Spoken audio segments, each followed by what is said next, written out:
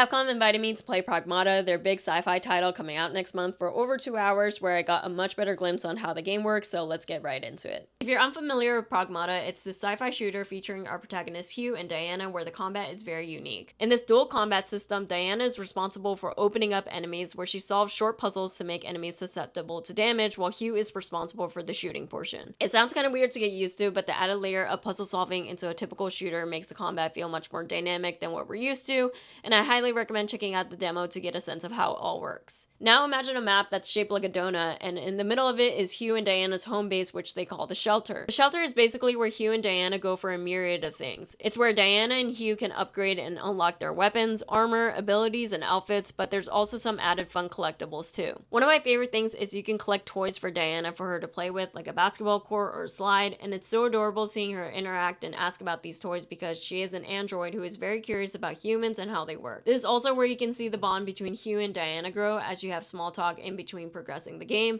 and you can see despite Hugh being this single guy in his 40s without kids, he very much gives girl dad with the kind of gentle parenting and protection he tries to give to Diana. Outside of the shelter, the two take the train to explore different areas where the exploration and combat take place. In those areas, you have different missions to fulfill and many things to collect off a checklist of things available on the map. The game encourages you to periodically come to the shelter in between exploring to upgrade and customize your build, and this is where a lot of the progression of the game is. There's a ton of things to unlock. Just thinking about all the abilities, mods, hack nodes, and weapons to discover, there's going to be a lot of work to complete this game. But I think that's what makes this game so intriguing. The fact that because Hugh and Diana develop their combat abilities to be more complex and dynamic, naturally, the enemy combat evolves over time too. The preview ended after beating this huge boss where you get a glimpse of how they spice up boss fights. This particular boss having abilities to not only hit really hard, but even have phases where it blocks hacking paths, so learning to work around that. And lastly, we can't forget about the fact that the game looks gorgeous. The setting I got to explore was this New York inspired one, and it was super fascinating to look at, and some of the cinematic sequences during fights were awesome too. Overall, I thought the game was super cool. I'm pretty confident it's going to be a good one coming from Capcom, and I have high hopes that a lot of people are really going to enjoy this game.